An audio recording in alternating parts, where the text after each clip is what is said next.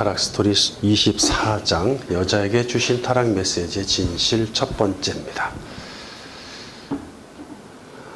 첫 번째 챕터 여자에게 주신 타락 메시지의 문자적 의미와 해석 1. 임신, 출산, 예언의 문자적인 해석에 관하여 여자에게 주신 타락 메시지는 네 가지로 나뉘는데 임신, 출산에 관련된 예언 2가지와 남편과 관련된 예언 2가지입니다. 또 여자에게 이르시되 내가 내게 임신하는 고통을 크게 더하리니 내가 수고하고 자식을 낳을 것이며 너는 남편을 원하고 남편은 너를 다스릴 것이니라 하시고. 네. 첫 번째 예언인 임신하는 고통을 크게 더하리니, 그리고 두 번째 예언인 수고하고 자식을 낳을 것이며, 이것이 이제 임신 출산 예언에 해당하죠. 그 다음에 세 번째 예언인 너는 남편을 원하고, 네 번째 예언인 남편은 너를 다스릴 것이다. 이 세 번째, 네 번째가 남편 관련 예언에 해당합니다. 자, 먼저 임신, 출산 예언인 1번과 2번의 문자적인 해석을 보겠습니다. 이 예언은 임신과 출산을 구분하고 있어요. 첫 번째 예언인 임신하는 고통이 크게 더한다라는 말은 문자 그대로 하나님이 여자에게 임신하는 과정에서 고통을 크게 하신다는 뜻이겠죠.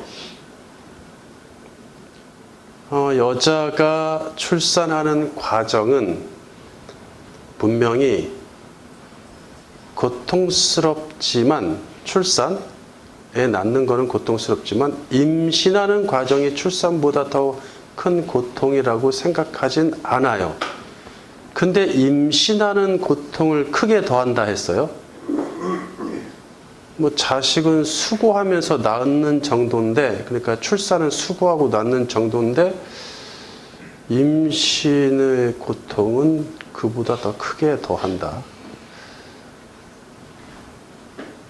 여자가 출산하는 과정은 분명히 고통스럽죠. 하지만 임신하는 과정이 출산보다 더 고통스럽다고 생각하진 않는단 말이에요. 오히려 임신하는 과정에서 사랑하는 사람과 함께하는 시간에서 즐거움과 설렘이 더 크죠. 그렇다고 이 예언을 합리화하려고 임신하는 과정에서 남녀 사이에 있을 불화들을 애써 유출해낼 필요는 없다고 봅니다. 그 과정에서 불화가 있을 수 있겠지만 그보다 행복이 더 크기 때문이겠죠. 또 여기서 크게 더한다라는 말 속에는 이전에는 고통이 크지 않았다는 뜻도 담겨 있어요. 이게 지금 비교급으로 번역이 돼 있으니까. 즉 범죄하기 전에는 아담과 여자가 임신하는 과정에서 고통이 거의 없었다는 말입니다. 범죄 결과로 죄가 그들 속에 들어감으로써 불신과 불화가 생기니 임신하는 과정에서 고통이 발생할 여지가 있겠죠. 그럴지라도 범죄 이전과 이후 임신의 비교가 불가능하죠. 우리가 하와의 임신을 어떻게 얘기할 수가 있는 방법이 없어요. 알 수 있는 방법이, 임신하는 고통이 크게 더하다는 것을 이전과 범죄 이전과 이후를 가늠할 수 없단 말이에요. 그렇다면은 이 비교가 출산보다 더 고통스럽다, 이렇게 출산과 비교할 수밖에 없는데, 출산과 임신을 비교했을 때 출산이 더 상식적으로 고통스럽기 때문에 이건 이해할 수가 없어요. 두 번째 예언인 수고하고 자식을 낳는다는 말은 충분히 이해할 수 있겠죠? 예. 자식을 낳는 출산 과정은 누구나 수고스럽다고 생각하겠죠. 수고는 원어로 애체부인데 아픔과 상처를 동반한 고통이나 큰 슬픔을 뜻합니다. 출산 과정에서 이런 큰 고통 또는 아이나 엄마를 잃는 슬픔은 피할 수 없기에 본 예언은 문자적으로 어느 정도 일리가 있어 보입니다.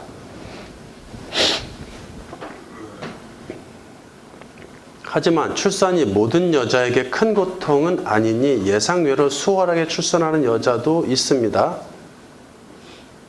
예, 저도 주변에 그런 사람이 있었어요. 게다가 오늘날은 제왕절개나 무통분만으로 옛날보다 고통이 줄었죠. 믿는 사람들이 이런 거 하면 안 되겠네? 고통스러워야 되니까. 지금은 인공수정이 일반화되었으니 머지않아서 체외 임신뿐 아니라 체외 출산까지도 가능해질 것입니다. 지금은 이제 인공수정을 체외에서 하고 다시 수정체를 엄마 몸에 넣어서 출산은 하게 하죠. 하지만 그것도 이제 안 하는 시대가 옵니다. 따라서 임신, 출산 예언을 문자적으로 해석하면 크게 의미가 없을 뿐 아니라 시대가 변하면서 그 예언이 퇴색되고 있습니다.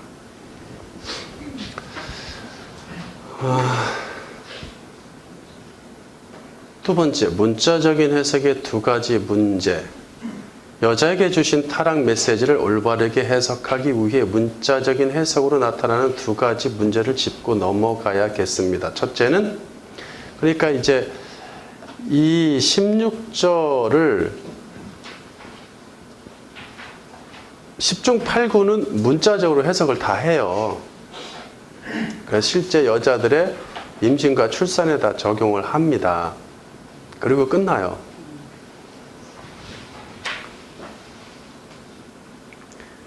그래서 좀 문제를 짚고 넘어가야겠어요. 첫째는 아담과 하와. 좀 더 일반적으로 여성과 남성에게 적용하는 문제입니다.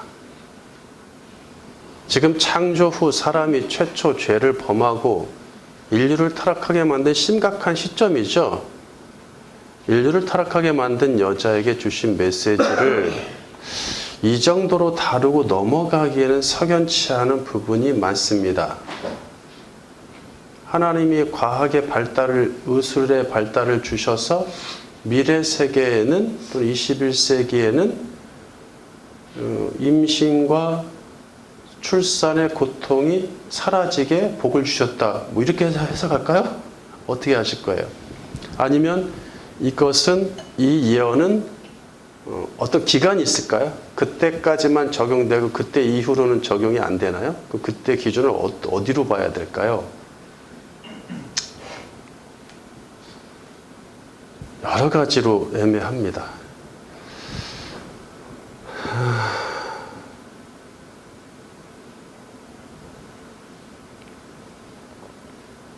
그래서 인류를 타락하게 만든 여자에게 주신 메시지를 이 정도로 다루고 넘어가기엔 석연치 않은 부분이 많아요. 물론 여자에게 주신 타락 메시지를 아담의 여자인 하와에게만 적용하면 큰 문제 될 것이 없고 깊이 연구할 것도 없어요. 에덴의 그 여자가 죄를 짓고 당하는 형벌로 보면 그만이니까 그 여자의 문제야. 즉 하와가 임신하는 과정에서 고통이 컸고 수고하며 자식을 낳았으며 남편 아담을 늘 원했고 아담이 그를 다스렸다고 생각하면 그만이겠죠. 그런데 성경은 하와의 사생활을 기록하지 않으니 입증할 방법은 없습니다. 연구할 것도 아무것도 없어요. 근거가.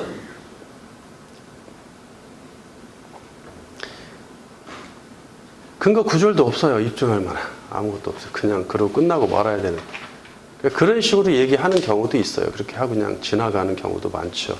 이렇게 하와에게만 적용한다면 우리와는 상관없는 이야기이고 성경 전체의 구속사나 복음과도 관련이 없습니다. 우리는 이미 앞절에서 14, 15절, 14절도 마찬가지겠지만 뱀에게 주신 타락 메시지를 사탄과 하나님의 백성과 메시아에게 적용함으로써 타락 메시지가 성경 전체와 인류 전체와 관련됨을 입증했어요. 이미 그렇게 해석하고 넘어갔어요. 따라서 여자에게 주신 메시지도 하와에게만 적용할 수 없고 성경 전체와 인류 전체에 적용해야 합니다. 아울러 문자적으로 남성과 여성의 관계를 규정하는 메시지로만 볼 것이 아닙니다. 자, 뱀에게 주신 메시지 14, 15절을 문자적으로 해석하는 사람은 없죠. 특별히 15절을 문자적으로 해석하는 사람은 없어. 뱀은 뭐 너는 배로 다니고 흙을 먹는다. 그래, 뱀은 뭐 그 정도까지 문자적으로 보지만 15절을 문자적으로 해석하는 사람은 없습니다. 네. 왜냐하면 뱀의 새끼와 사람에게서 난 자식이 서로 원수지간이라고 싸우고 머리를 치고 막 한다는데 그게 뭐야 도대체 그게. 그래서 다 문자적으로 해석하는 사람 없듯이 이후 구절들도 문자적으로 해석하기보다는 상징적으로 해석해야 되겠죠. 15절에서 여자는 하와나 여성이 아니라 하나님의 택한 백성을 상징했으며 그에 비해 남편은 하나님과 그리스도를 상징했어요. 그거 그대로 가져와야 되겠죠. 15절에서 남자와 여자의 개념을 상징적 의미로 보았는데 16절에서 갑자기 문자적으로 보아서 남성과 여성한테 적용할 이유가 없죠. 이미 이것이 자카르 네케바 남성 여성의 개념이 아니라 이시자로 얘기가 되고 있단 말이에요. 그러니까 그것이 남자 사람 여자 사람이 아니라 깊은 의미를 갖고 있고 하나님 택한 백성을 상징하고 하나님과 그리스도를 상징한다는 걸 이미 입증했단 말이에요. 그러니까 16절도 계속 그렇게 가야 된다는 거예요. 여자는 하나님의 택한 백성, 그의 남편은 하나님이다. 이것을 신약적으로 말하면 여자는 그리스도의 신부인 교회이고 남편은 그리스도겠죠.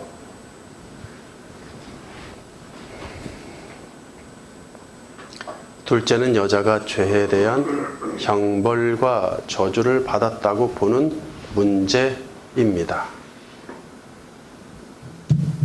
보통은 여자가 분명히 잘못했기 때문에 자, 두 번째 생각할 문제를 얘기하는 거예요.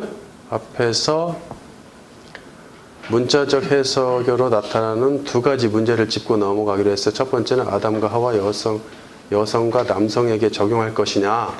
아니다. 상징적 의미로 해서 누구한테? 하나님의 택한 백성하고 하나님께 적용해야 된다. 또는 그리스도께 적용해야 된다. 이런 얘기겠죠. 그 다음에 두 번째 짚고 넘어갈 것은 여자가 죄에 대한 형벌과 저주를 받았다고 보는 문제입니다. 예. 보통은 여자가 분명히 잘못했기 때문에 인과응보 사상에 의해서 형벌과 저주를 받아야 한다고 생각하겠죠. 그래서 그 형벌로 여자는 임신과 출산의 고통을 크게 하셨고 남자의 지배를 받게 되었다고 해석을 합니다. 일반적인 해석이에요.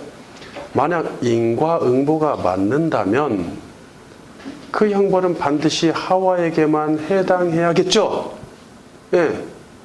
인과응보를 할 것 같으면 하와이한테만 적응해야 돼. 그 여자한테만. 에덴의 그 여자. 본서는 이미 9장에서 타락 메시지를 해석할 때 인과응보 사상을 적용할 수 없음을 입증했어요. 잘못은 아담과 그 여자가 했는데 저주는 뱀과 땅이 받기 때문이죠. 예, 이게 입증됐습니다. 따라서 여자에게 주신 타락 메시지는 형벌과 저주의 차원이 아님을 염두에 두어야 합니다. 단순히 인과응보에 의한 저주가 아니다. 형벌이 아니다. 잘못은 에덴의 그 여자가 했는데 모든 여성에게 그 형벌이 미친다는 것 자체가 불합리하죠? 그러니까 해석은 일반적으로 해석자들이 이 본문을 가지고 인과응보 사상으로 적용을 한단 말이에요. 잘못했으니 뭐 형벌 받는다는 식으로. 뭐 임신하는 고통, 남자의 지배를 받는 고통, 뭐 이런 거.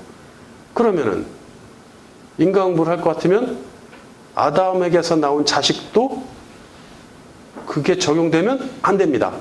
인과응보니까 그는 잘못 안 했으니까. 그는 안 따먹었으니까. 성경도 자기 죄에 대해서만 책임진다는 사상을 말하죠. 에스겔 18장 19절. 그런데 너희는 이르기를 아들이 어찌 아버지의 죄를 담당하지 아니하겠느냐 하는도다. 아들이 정의와 공의를 행하며 내 모든 율례를 지켜 행하였으면 그는 반드시 살려니와 범죄하는 그 영혼은 죽을지라. 아들은 아버지의 죄악을 담당하지 아니할 것이요 아버지는 아들의 죄악을 담당하지 아니하리니 의인의 공의도 자기에게로 돌아가고 악인의 악도 자기에게로 돌아가리라.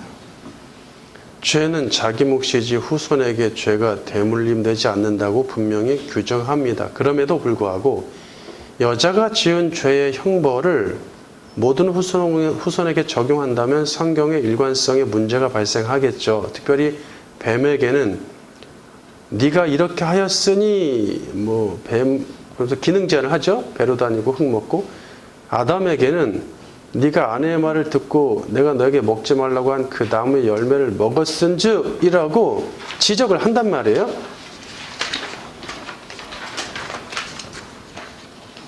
잘못한 행위를 지적해. 그런데 여자에게 잘못했다는 지적을 하시지 않습니다.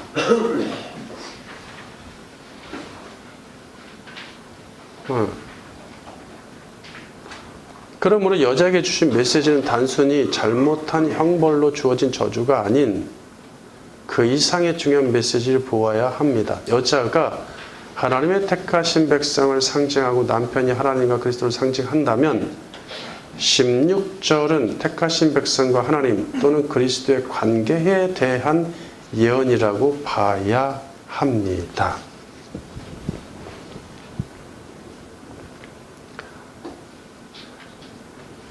두 번째 챕터.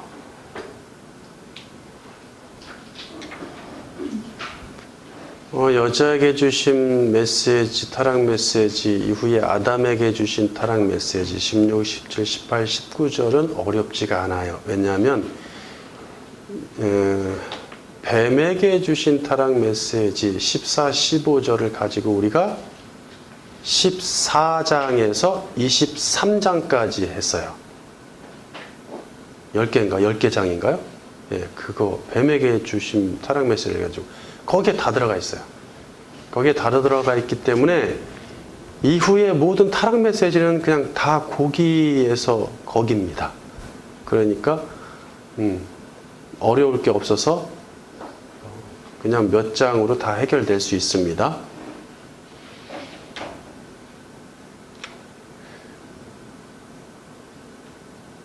두 번째 챕터, 임신, 출산, 예언의 상징적 해석을 위한 재번역. 본문 16절에서 타락 메시지에 해당하는 부분만 떼어서 보겠습니다. 그러니까 뭐 하나님이 말씀하시기를 뭐 이런 말 빼고 그 메시지만 볼게요. 16절은 문맥상 크게 두 개의 문장으로 나눌 수 있으며 임신, 출산, 예언에 해당하는 앞문장을 먼저 보겠습니다. 16절 내가 내게 임신하는 고통을 크게 더하리니 내가 수고하고 자식을 낳을 것이며. 위 구절에서 하나님이 특별히 크게 더하시는 것이 한 가지인데, 그죠? 크게 더하시는 것이 한 가지인데 그것은 임신하는 고통입니다. 크게 더하시겠다. 그런데 원문에서는 크게 더하시겠다는 것이 두 가지로 나와요. 고통과 임신입니다. 수태라고 해도 되고, 수태나 임신이나 아이를 갖는 것을 얘기하니까. 이 두 가지, 고통과 임신 이 두 가지는 접속사로 연결되어 있기에, 그러니까 우리말로 고통 그리고 임신 이렇게 돼 있어요. 임신과 고통은 분리해야 하며 임신하는 고통이라고 번역할 수가 없어요.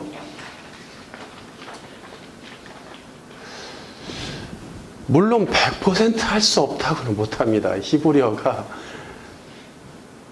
뭐 1%, 2%의 가능성이 있어도 생각은 해볼 필요 있지만 그렇게 할 만한 이유가 없단 말이죠.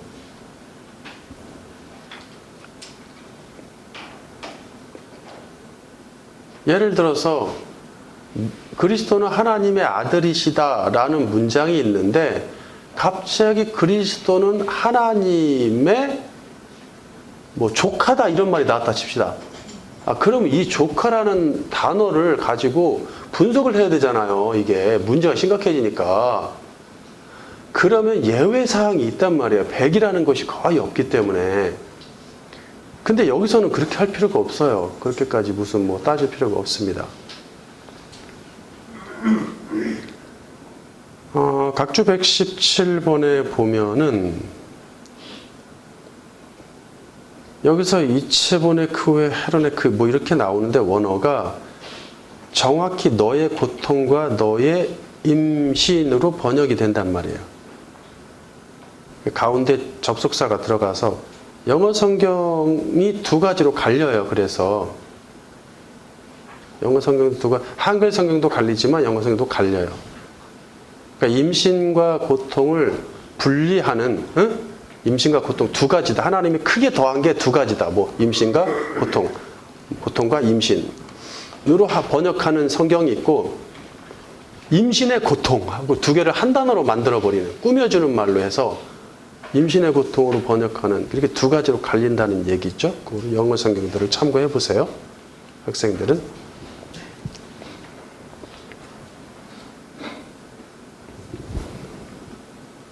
고통은 원어로 이차본이고 수고는 에체부인데, 이게 사실 다 같은 말이에요. 노고, 고통, 큰 아픔, 큰 슬픔 뭐 이런 말인데,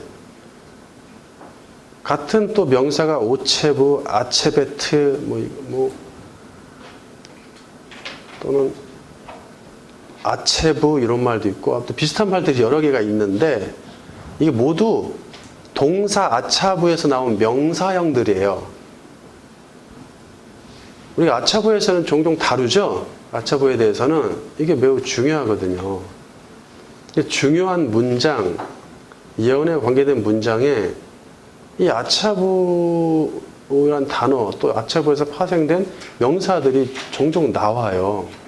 그래서 다룰 수밖에 없죠. 아차부는 정신적으로 슬픔과 상처를 수반하는 고통, 그냥 고통이 아니죠. 또 육체적으로 고된 노역을 수반하는 노고, 노고가 노역과 고통인데, 사실 뭐 이 정도로 좀 강하다는 거죠. 좀 강하다, 강한 느낌이 나죠. 근데 우리말에서 수고라는 말을 번역을 이제 개역개정이 이 아차부의 명사형을 주로 수고라고 많이 번역을 하는데, 수고하세요 인사말로도 한단 말이에요, 이게. 그러면은 그분한테 고된 노역으로 시달리세요 이런 말입니까? 이게 아니잖아요. 우리말로 수고는 좀 가볍다는 느낌이 듭니다. 그래서 이거는 좀 피하는 게 낫지 않을까. 그러니까 수고라는 뜻도 있어요, 이 아차부가. 그런데 원래 사전적 의미로 수고는 노고, 노동의 어떤 고통, 고된 일, 이런 느낌이거든, 원래 사전적. 근데 우리는 이제 그걸 많이 일반화시킨 단어로 바꿔놨죠. 인사말 때문에. 자, 그렇습니다. 그래서 그것을 좀 안 쓰는 게 좋겠다. 크게 더하리니는 원어로 증가하다, 커지다, 또는 증가시키다, 뭐 확대, 크다, 뭐 이런 뜻이다. 그래서 라바가 연속 2번 쓰여 있단 말이에요. 라바가 연속 2번 쓰여 있어요. 물론 이제 뭐 하나는 절대형이고 하나는 뭐 미완료형 이거 뭐 이렇게 뭐 형태가 좀 다르긴 하지만, 그렇게 2번 쓰여 있다는 건 강조죠. 강조를 하고 있단 말이에요.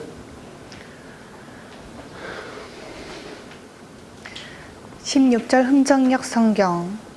내가 내 고통과 수태를 크게 늘리리니 내가 고통 중에 자식을 낳을 것이요. 네, 그러니까 킹 제임스 계열은 고통, 수태, 고통, 임신 이렇게 나눕니다. 둘을. 네. 여기서 고통을 크게 늘린다는 말은 이해할 수 있습니다. 고통, 그 다음에 수태 또는 임신, 고통, 임신을 늘리는데, 크게 늘리는데, 첫 번째, 고통을 크게 늘린다는 말은 이해가 되죠? 고통이 심하겠구나. 근데 수태를 크게 늘린다는 말은 이해하기가 어렵습니다.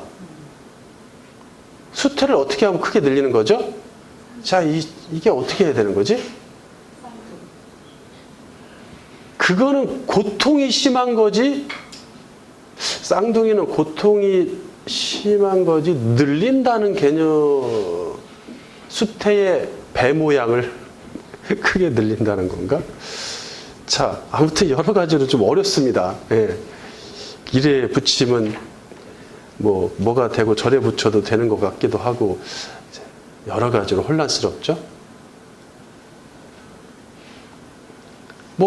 조금 더 문자 그대로 하면 수태를 크게 늘린다 하면 횟수를 늘린다는 뜻이 더 가깝겠죠. 가장 가까운 거는 임신 횟수를 늘리겠다.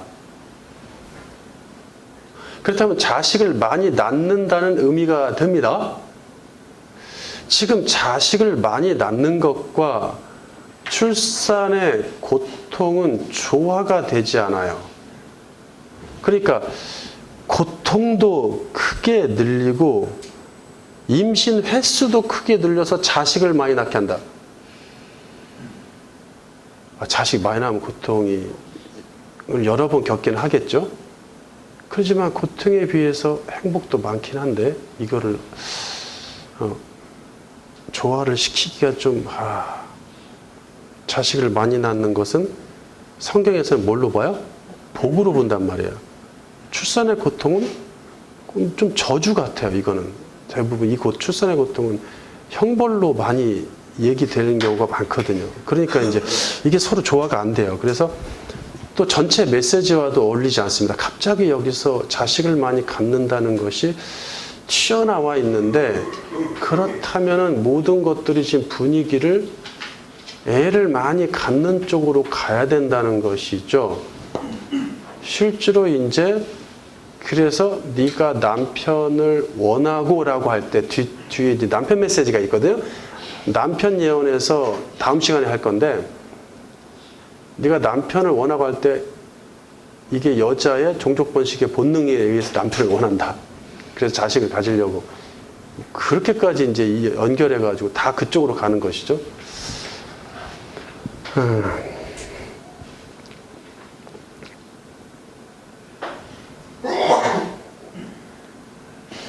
바울은 결혼하지 않는 게 더 좋다고 했는데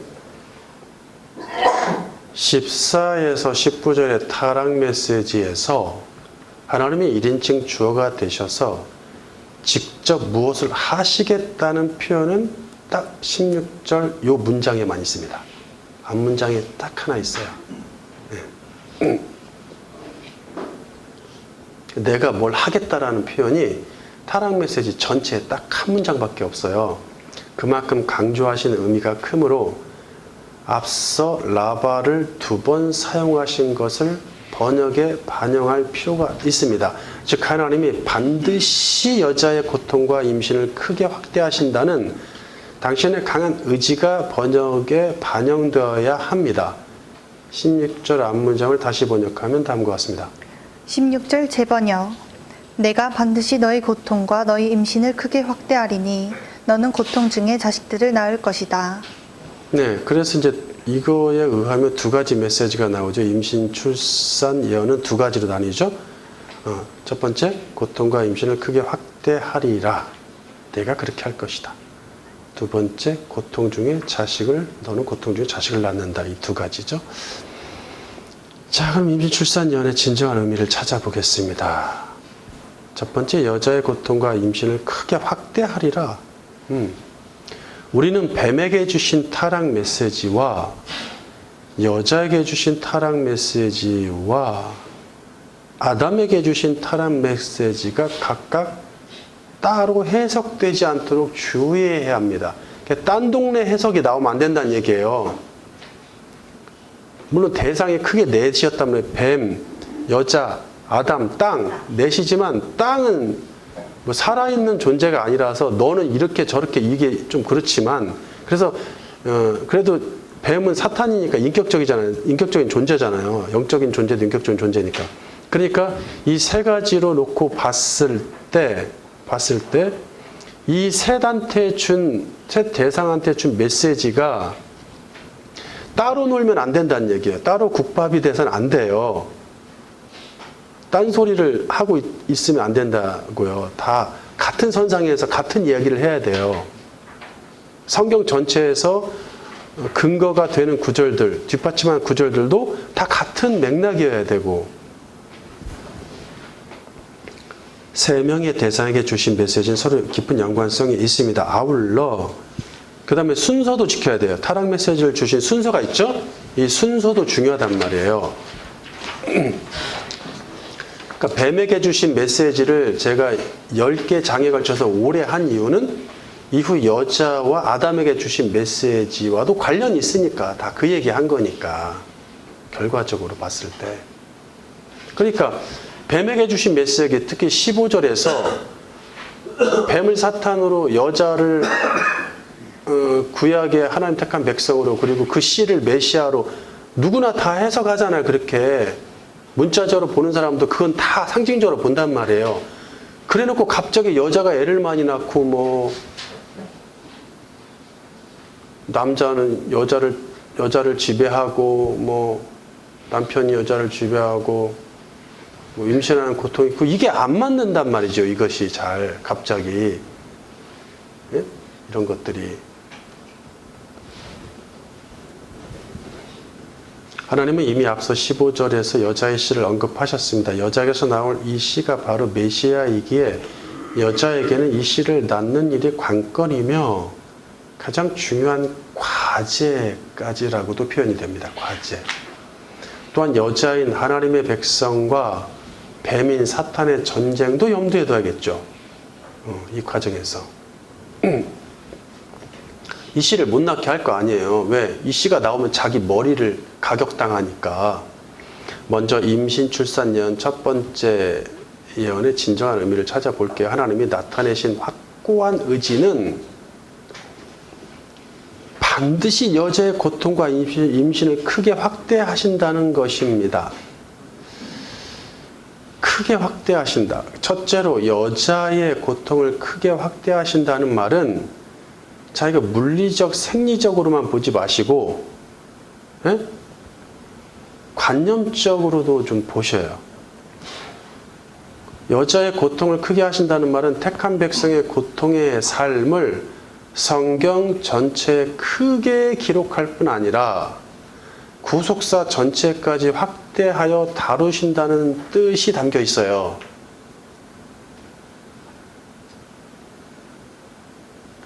그 주제와 개념 자체가 크게 확대된다는 얘기죠. 왜냐하면 이미 앞에서 우리는 다 다뤘잖아요. 택한 백성의 사탄의 나라에서 그 세력과 전쟁에 시달리느라 만만치 않은 인생을 살도록 허락해 놓으셨죠. 그러니까 이게 성경 전체에 기록되어 있었잖아요. 뭐 구절을 셀 수 없을 정도로 대부분이 그거에 관한 이야기였잖아요. 전쟁 7번에 걸쳐서 하면서도 그랬지만, 그러므로 얼마나 이 여자의 고통을 크게 확대하고 계시는지 알 수 있겠죠. 네, 어렵지 않습니다. 둘째로 여자의 임신을 크게 확대하신다는 말도 같은 개념이에요. 이것은 여자가 임신하는 의미가 종족 번식을 넘어서 단순히 애를 좀 낳으려는 본능이 아니라 더 큰 의미로 확대된다는 뜻입니다. 그것은 이제부터 여자는 사탄의 머리를 칠 여자의 씨를 임신해야 하는 사명이 주어집니다. 하나님의 창조와 에덴 동산의 아담과 여자 이야기를 알고, 그렇죠? 하나님의 창조, 그리고 에덴 동산의 아담과 여자 이야기, 그리고 사람의 타락을 인정하면서 하나님을 의지하는 사람이라면 하와를 시작으로 하와도 생각하겠죠? 모든 하나님의 여자들은 그 씨를 낳기를 소망할 것입니다. 첫째는 진짜 여자이고 둘째는 하나님의 택한 백성도 마찬가지겠죠. 남자와 함께 부부일지라도 그 씨를 낳기를 소망할 것입니다. 택한 백성의 고통의 의미가 크게 확대되었기에 만만치 않은 고통의 인생을 피할 수 없습니다. 이 고통의 시작은 사탄이니 고통을 끝내는 유일한 해답은 그 씨를 낳는 것이겠죠. 그 씨가 사탄을 해결할 것이니까 쳐서. 자, 그래서 아담의 10대선 노아가 태어났을 때 노아의 조상들은 노아를 보고 여자의 씨를 기대하며 이렇게 고백합니다. 창세기 5장 29절 바른 성경. 그 이름을 노아라 부르며 말하기를 여호와께서 저주하신 땅에서 이 아이가 우리 손의 수고와 고통으로부터 우리를 위로할 것이다 하였다. 네. 제가 자주 이렇게 여기저기서 사용하는 구절들을 사용하는 이유가 있어요. 왜냐하면 이런 구절들은 너무 많이 교회에서 설교 본문으로 사용을 하니까. 그리고는 전혀 메시아와 상관없는, 그리스도와 상관없는 이야기로 결론을 내니까 그래요. 일부러 더 많이 하는 경향도 있습니다, 제가. 지금 아담의 3대 손인 에노스와 9대 손인 라멕까지 살아서 노아의 출생을 지켜보고 있죠? 네. 이거는 구속 스토리에서 입증이 될 거예요. 지금 누가 우리를 위로하셨다 할 때 우리가 누군지는 구속 스토리에서 입증이 될 거예요.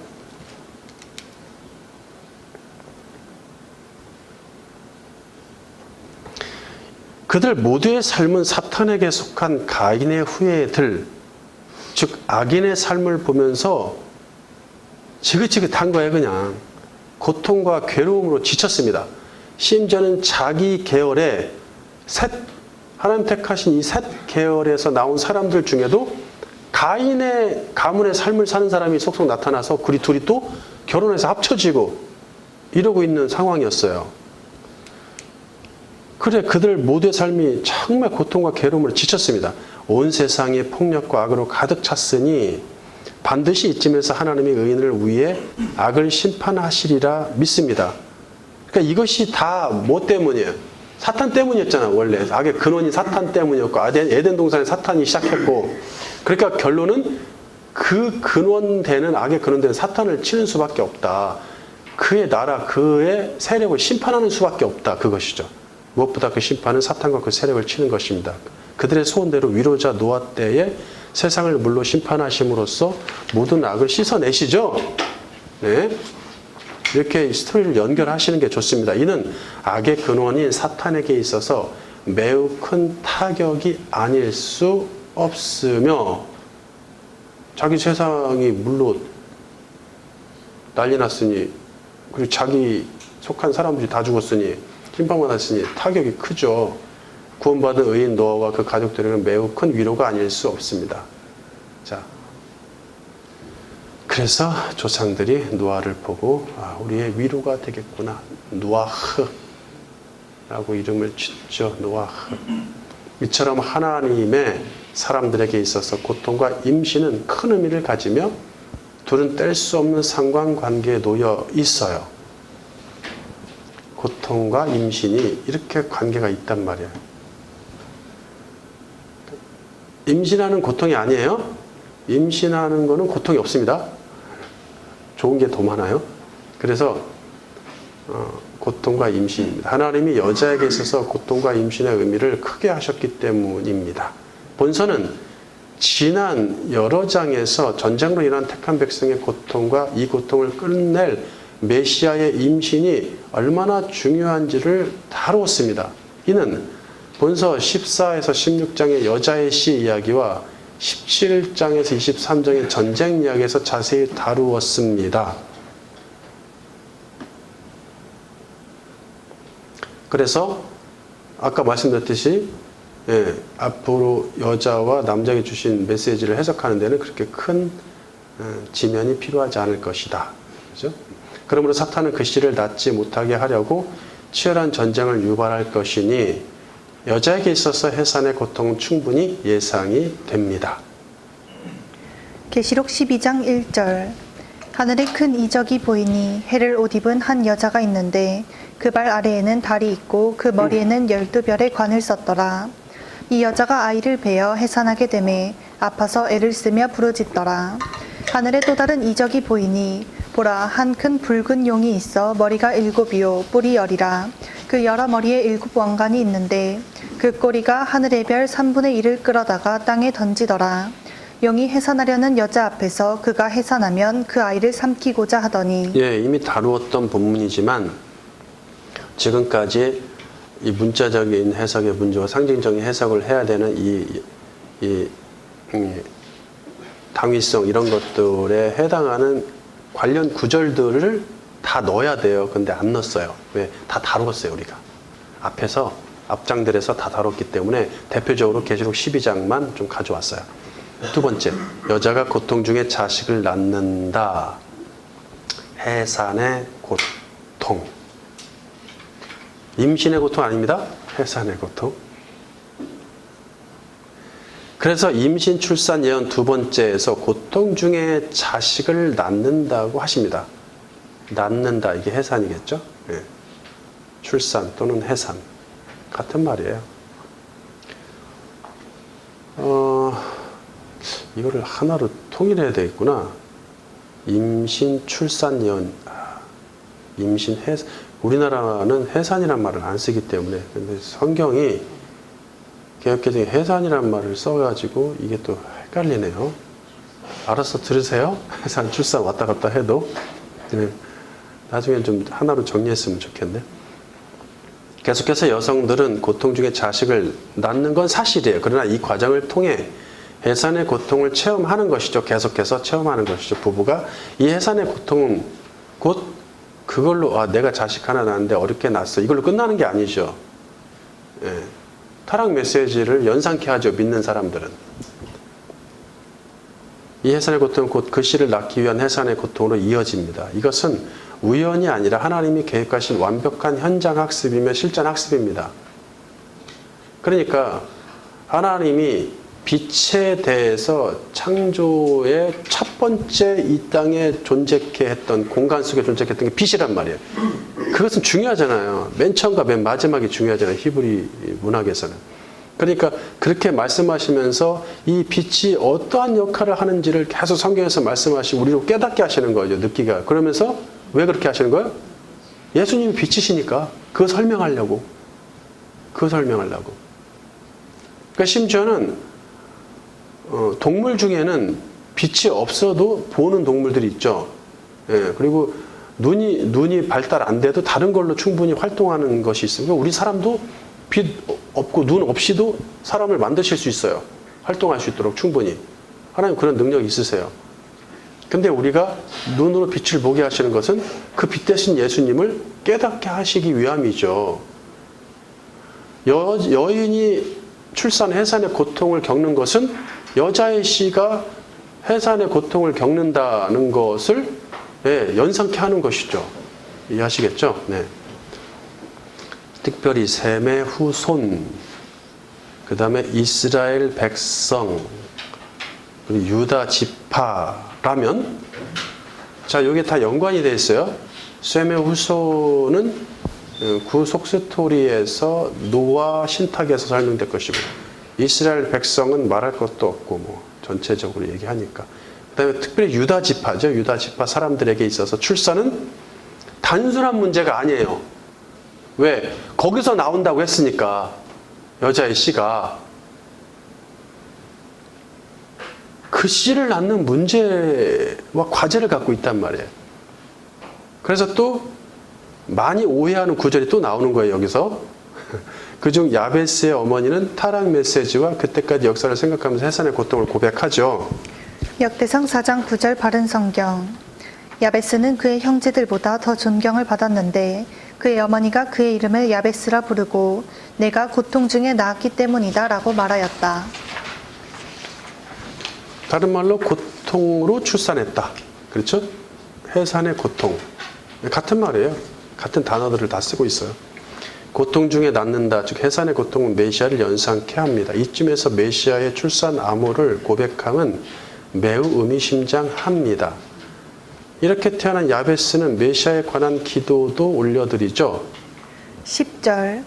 야베스가 이스라엘의 하나님께 부르짖기를 주께서 제게 복을 더하시고 저의 영토를 넓혀주시며 주님의 손으로 저와 함께 하시어 제가 환난을 벗어나 근심이 없게 해주십시오 하니 하나님께서 그가 구한 것을 이루어 주셨다. 네, 이거는 기복주의에 대한 근거 구절이 아니에요.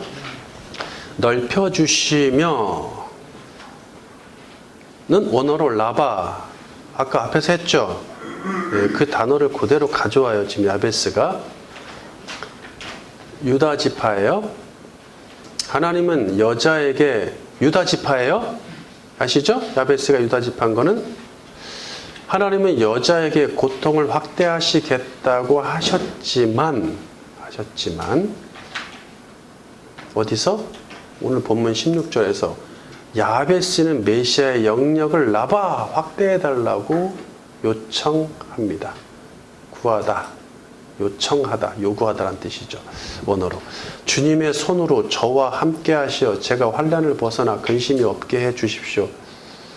이게 좀 다시 번역을 할게요. 뭐 문법적인 건 좀 생략하고 다른 데서도 또 다루니까 다른 주제에서도 다루니까. 재번역.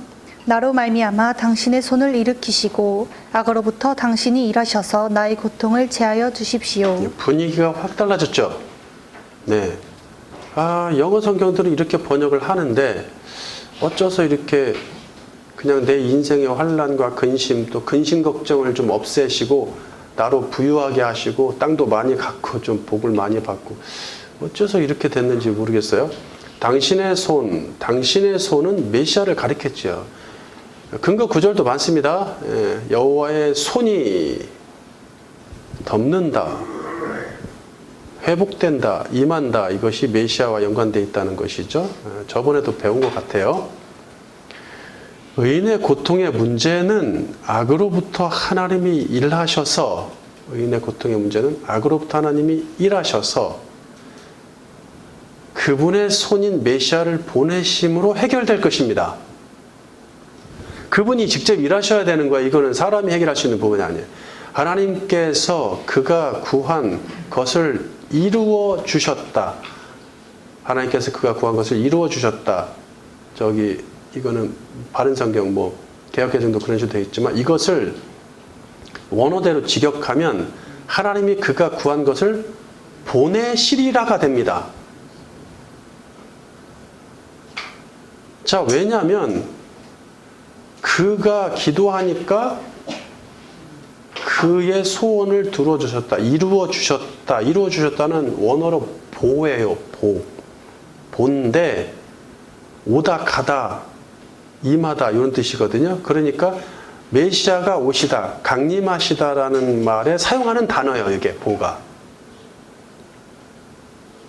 그리고 여기선 미완료형이라서 완료형은 과거로 미완료가 시제를 얘기하진 않지만 현재형이나 미래형으로도 번역할 수 있어요. 영어 성경들이 그렇게 번역도 하거든요. 예. 그리고 이게 사역형이라고도 하죠. 내가 직접 가는 게 아니라 누굴 시키는 걸 사역형이라고 그러죠. 예. 영어로 우리 let, make, have, help 하면서 막 외웠잖아요. 그러니까 뭐예요? 하나님이 당신의 아들을 시켜서 보내는 거죠. 그래서 이게 이제 사역형으로 나오거든요. 그래서 단순히 구한 것을 이루어주셨다거나 요구하고 요청한 것을 보내실 것이다. 또는 보내신다라고 현재형으로 번역하기도 해요. 어떤 성경은. 보내시는 것은 계속 보내는 일이 일어나고 있다는 얘기죠. 그 더 깊은 의미겠죠. 이후 하나님의 여자인 이스라엘의 고통은 점점 더 가중되어 이제 그 씨가 나올 때가 가까워지니까 더더 가중되죠. 아수르와 바벨론에 멸망하고 이스라엘이 페르시아와 헬라와 로마 제국의 속국으로 전락하죠. 이 오랜 세월의 이 아픔의 기간, 고통의 기간. 헬라와 로마는 이스라엘의 씨를 말리려고까지 했으니 여자의 고통은 크게 달합니다. 예레미야 4장 31절. 내가 소리를 들은즉 여인의 해산하는 소리 같고 초산하는 자의 고통하는 소리 같으니 이는 시온의 딸의 소리라. 그가 헐떡이며 그의 손을 펴고 이르기를 내게 화가 있도다. 죽이는 자로 말미암아 나의 심령이 피곤하도다 하는도다. 예레미야 22장 23절. 레바논에 살면서 백향목에 길들이는 자여 여인이 해산하는 고통 같은 고통이 내게 임할 때에 너의 가련함이 얼마나 심하랴. 여인의 해산하는 고통을 가장 많이 얘기하는 게 예레미야 선지자죠. 근데 충분히 이해하겠죠. 예레미야서를 읽고 예레미야 애가를 읽으면 그가 이게 말이 되냐 이게. 어떻게 하나님의 택한 것을 율법을 가진 자들이 이렇게 고통을 당할 수가 있냐. 그래서 그가 생각한 건 뭐예요? 그가 받은 계시는 예언이 돼 있었구나. 이미 창세기 3장에 예언이 되어 있었구나. 이 해산의 고통이. 그런데 그걸로 끝나는 게 아니라 그것이 있어야 해산의 고통이 심하고 그게 달해야 뭐가 있어요? 구원이 있단 말이에요. 그분이 임해서. 그래서 해산의 고통으로 슬퍼하는 애가만 부른 것이 아니라 구원까지도 얘기를 할 수밖에 없는 것이죠.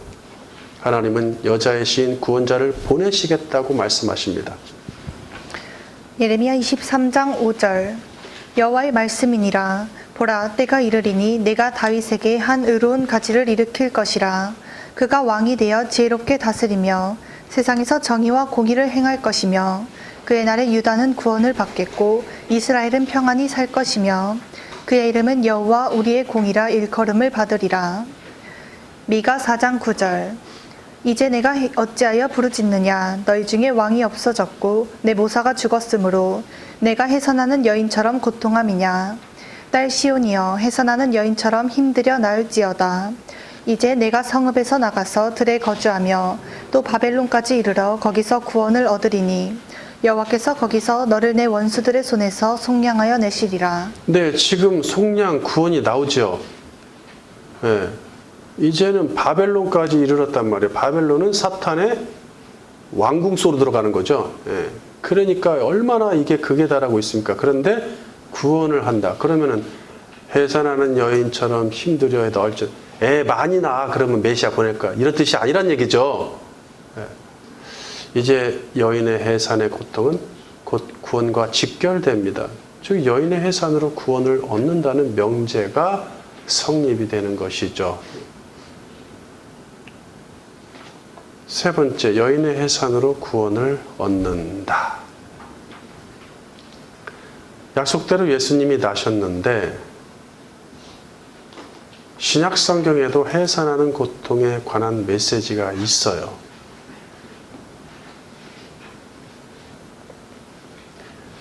자, 이거 그분이 오셨으니까 끝난 거 아니야? 해산의 고통이 또 있어? 이상하네? 이럴 수도 있죠. 이렇게 생각할 수도 있는데 신약 성경도 얘기를 해요. 바울은 이 시시아 원리를 통해 부부규례를 말하다가 여인의 해산으로 구원을 얻는다는 명제를 갑자기 언급하고 결론을 맺어요. 디모데전서 2장 15절 그러나 여자들이 만일 정숙함으로써 믿음과 사랑과 거룩함에 거하면 그의 해산함으로 구원을 얻으리라. 예, 바울이 잘하죠. 이런 거 갑자기 여자, 남자, 남편은 이렇게, 아내는 이렇게, 남편은 아내를 사랑하고 아내는 남편을 공경하라, 복종하라, 뭐 이런 얘기 하다가 마지막에 나는 지금 교회와 그리스도에 대해서 얘기한다? 뭐 이렇게 좀 생뚱맞은 소리를 갑자기 하는 그런 거 잘하죠? 여기도 마찬가지. 이게 뭐지 갑자기? 뭐 남자는 이렇게 하고 여자는 이렇게 하고 뭐 하라고 하더니 갑자기 이게 뭐야? 여자가 임신하고 출산하는 과정은 인간의 최고의 고통 중 하나입니다.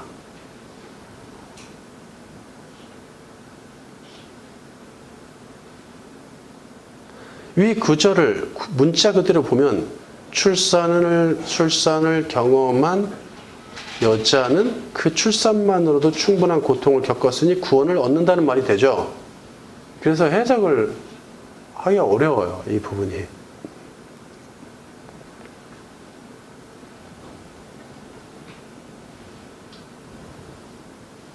해석을 아예 안 하든지 이상한 얘기를 하는지 뭐 할 수밖에 없는 상황이 벌어지고 있어요.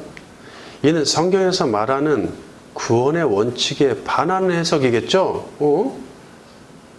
야, 그러면은 더 구원이 확실하려면 애를 많이 낳으면 되겠다. 고통을 더 많이 가지면 더 확실한 구원이다. 천국에 아루목이 앉겠다. 그거는 성경의 원칙에 반하죠. 구원의 원칙에.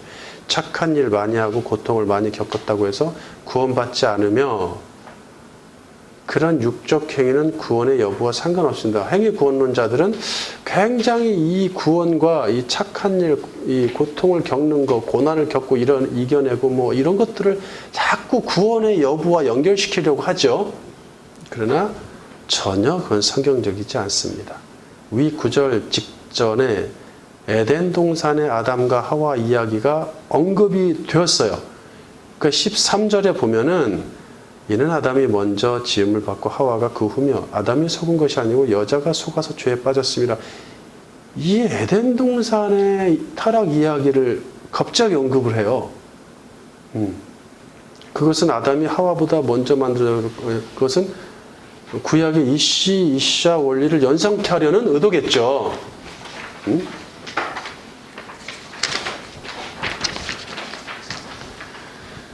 개역개정은 주어를 복수형으로 해서 여자들이 만일 정숙함으로 이렇게 해놨어요.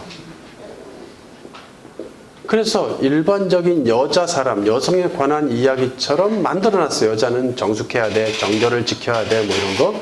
이런 식으로 만들었어요. 아울러 이씨, 이샤 원리나 그리스도의 강림에 관한 명제를 연관시키지 못하게 만들죠. 이거 뭐 여자들에 관한 얘기구만. 여자들은 정절을 지켜야 돼. 근데 구원을 받아? 해산을 이게 뭐지? 막 산으로 올라가겠죠. 그렇게 되면 원어에는 여성 단수예요.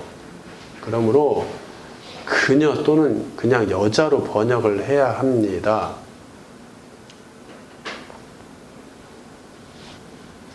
거기 디모데전서 2장 15절 지금 읽어줄래요? 바른 성경? 디모데전서 2장 15절 바른 성경. 그러나 여자가 정절로서 믿음과 사랑과 거룩함에 머물면 그 해산함으로 구원을 얻을 것이다. 네, 여자들이 아니죠? 여자입니다. 여자 그냥 단수니까. 그 다음에 그 해산함도 그녀의 해산함이 더 정확합니다. 왜냐하면 여기에 여성 단수 관사 테스라는 말이 붙었어요. 그러니까 그녀의라고 하는 게 좋습니다. 그녀의 해산함이 더 정확하죠. 그래서 첫 아담의 여자도 한 명이고 둘째 아담의 여자도 한 명이죠.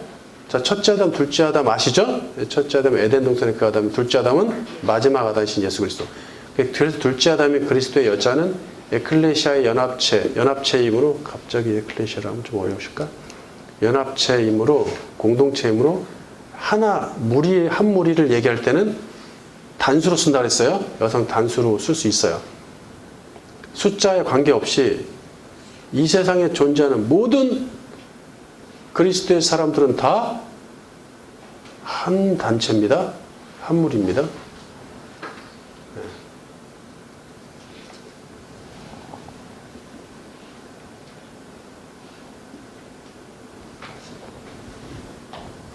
그녀가 해산함으로 구원을 얻는다는 암호를 풀려면 여자에게 주신 타락 메시지인 창세기 3장 16절에서 출발해야 되겠죠. 예.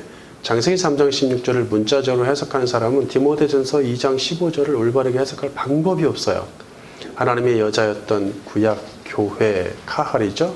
해산의 고통은 구원자 그리스도의 초림에서 절정에 달했고 비로소 구원이 시작된 거죠. 그분이 초림하셨으니까. 그러니까 그분이 강림하실 즈음에 그분을 보내실 즈음에 그 고통이 절정에 달했단 말이에요. 그게 달했어요.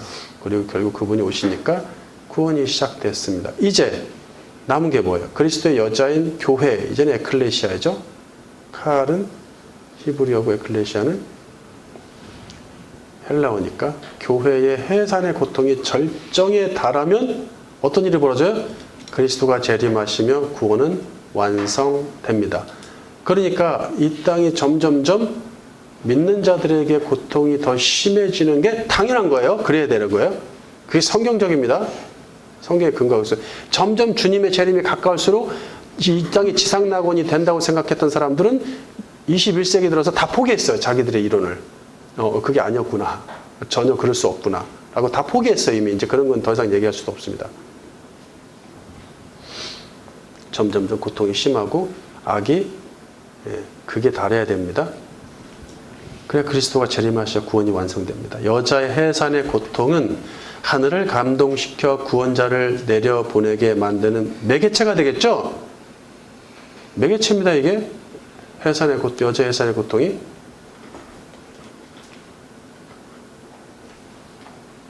그것이 초림이죠. 그리하여 구약교회의 고통은 그리스도의 초림을 불렀고 그 다음에 그걸 끝난 게 아니라 이제 신약교회의 고통은 그리스도의 재림을 부르고 있습니다. 부르고 있어요. 그러니까 우리가 고통을 받는 것은 당연할 뿐 아니라 그리스도가 빨리 오시게 만드는, 우리가 빨리 천국 가게 만드는 역할을 한다. 그러니까 피할 이유가 없죠. 없습니다. 바울은 여인의 해산으로 구원을 얻는다는 조건으로 뭐라고 얘기합니까? 디모데전서 2장 15절에 정절로서 믿음과 사랑과 거룩함에 머물러야 함을 제시합니다. 자, 이것이 여인의 해산함으로 구원을 얻는다는 조건으로 제시되고 있어요. 그러면 여기서 정절로 또는 정숙함으로 개역개정은 그렇게 얘기하는데 얌전하니 뭐 그런 걸 얘기할까요? 그렇지 않습니다. 원어로 소프로슈네인데 냉철한 절제입니다. 냉철한 절제. 따옴표가 하나 없어야겠네.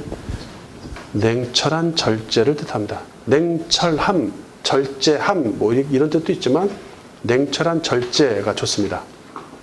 신자가 삶을 대하는 가장 중요한 태도로서 냉철한 절제가 없다면 믿음과 사랑과 거룩함에 머물 수 없다는 얘기겠죠. 냉철한 절제 와 닿으십니까? 참 이게 문제죠. 이게 참 보통 일이 아닙니다. 이게 냉철한 절제를 잘 하시는 분은 정말 부러워요. 잘 안 됩니다. 결론, 해산의 고통은 옛 시대에만 있지 않고 그리스도와 함께하는 새 시대에도 있습니다. 종말 기간에 교회를 향한 사탄과 악인의 박해가 있으며, 종말 기간 언제요? 초림과 재림 사이 지금. 이 박해가 극에 달할 때 주님은 재림하십니다. 당신의 여자인 교회를 고통의 벼랑 끝에 그대로 두지 않으시고 데리러 오셔서 구원을 완성하십니다. 이게 아주 중요한 기본 원리예요. 따라서 그리스도의 여자로 산다는 것, 예? 하나님의 여자로 산다는 것은 고통과 박해를 감내해야 한다는 것입니다. 냉철한 절제로서 믿음과 사랑과 거룩함에 머무는 것이, 이거에 대한 것은 뭐 수많은 신약 성경에 근거 구절이 있으니까 생략할게요. 냉철한 절제로서 믿음과 사랑과 거룩함에 머무는 것이고 그리스도의 여자로서 해산의 고통을 이기는 길이란 말이에요. 이기는 길. 해산의 고통을 이겨내는 길이에요. 그러니까 해산의 고통 나 싫으니까 내 인생 고통 없게 즐거움만 가득하게 해주, 이런 기도는 하시면 안 되는 거예요. 그거는 유아적인 기도예요. 주님도 고통을 당했시, 고난을 당했시 너희도 주님과 함께 고난다는 것이 마땅하거니와, 그것이 얼마나 영광스러운 것이 설명하고 있는데 주님은 다 됐으니까 우리한테 고난을 주지 마셔야죠. 좀 그렇게 많이 얘기하거든요. 주님이 우리의 고통을 다 가지고 하셨고 다 해결하시고, 응? 대신 다 가지고 하셔서 다 고통 당하셨으니까 우리 이제 남은 것이 복 받는 일밖에 없다, 이런 식으로 얘기한단 말이죠. 그게 잘못된 거예요. 그거는 성경에 위배되는 사상이에요. 그것은 피할 수 없으니 맞서서 이기는 것이죠. 예. 성경은 믿음과 사랑과 거룩함을 지니려면 해산의 고통이 필수라고 말한단 말이에요. 필수다. 우리가 해산의 고통과 박해가 없는 이유가 뭐예요? 믿음이 좋아서도 아니고 성격이 좋아서, 저 사람 성격이 좋아서 고통을 안 당해. 아이고 박해도 없어. 저 사람 믿음이 좋은가 봐. 이것이 박해와 고통이 없는 것을 믿음과 많이 연결시킵니다. 그런 일을 다 하고 이렇게 살다 보면 우리가 여러 가지 고통을 당할 때 왜 그러냐고 물어보면 믿음이 없어서 그래, 이렇게 많이 진단하죠. 예, 이렇게 하면 안 되는 거예요. 그거는.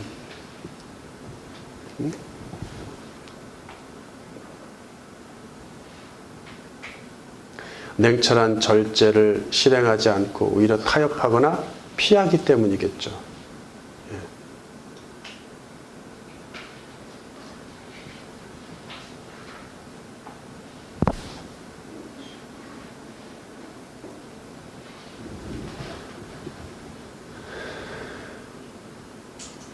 그러니까 뭐 불신자 전도하지도 않고 뭐 별로 그 잃어버린 영혼에 대한 사랑도 없고 그런 거 그냥 나만 잘 믿고 그냥 살고 끝나겠다 가진 사람들은 박해가 없어요. 당할 일이 없어.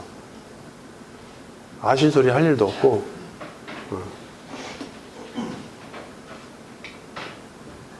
그러나 주를 향한 열정과 그의 나라와 그 일을 위해서 인생을 던진 사람들은 박해와 고통이 따릅니다. 맞서 싸워야 하며 이겨내야 합니다. 해산의 고통에서 난 상처와 눈물은 영광스러운 상처와 눈물이니 주님이 오셔서 모든 상처를 싸매어 주시며 모든 눈물을 닦아 주실 것입니다. 계시록 7장 16절. 그들이 다시는 줄이지도 아니하며 목마르지도 아니하고 해나 아무 뜨거운 기운에 상하지도 아니하리니 이는 보좌 가운데에 계신 어린 양이 그들의 목자가 되사 생명수 샘으로 인도하시고 하나님께서 그들의 눈에서 모든 눈물을 씻어 주실 것임이라. 계시록 21장 4절. 모든 눈물을 그 눈에서 닦아 주시니 다시는 사망이 없고 애통하는 것이나 곡하는 것이나 아픈 것이 다시 있지 아니하리니 처음 것들이 다 지나갔음이로라. 우리가 인생의 벼랑 끝에 섰을 때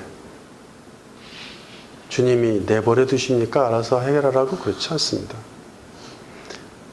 물론 인생의 벼랑 끝에 서는 것은 이러한 냉철한 절제를 함에 있어서의 박해와 고통일 수도 있지만 또 하나는 내 욕심 때문에 그럴 수도 있어요. 그럼에도 불구하고 주님은 늘 그 끝에서 기다리고 계시죠. 구해 주시죠. 네. 마찬가지입니다. 이 세상의 벼랑 끝에 있으면 주님이 오십니다. 그리스도의 여자로서 냉철한 절제로 고통과 박해를 이겨내서 예수님 재림하실 때 모든 해산의 고통에서 완전한 구원과 위로를 얻게 되기를 주님의 이름으로 축원합니다.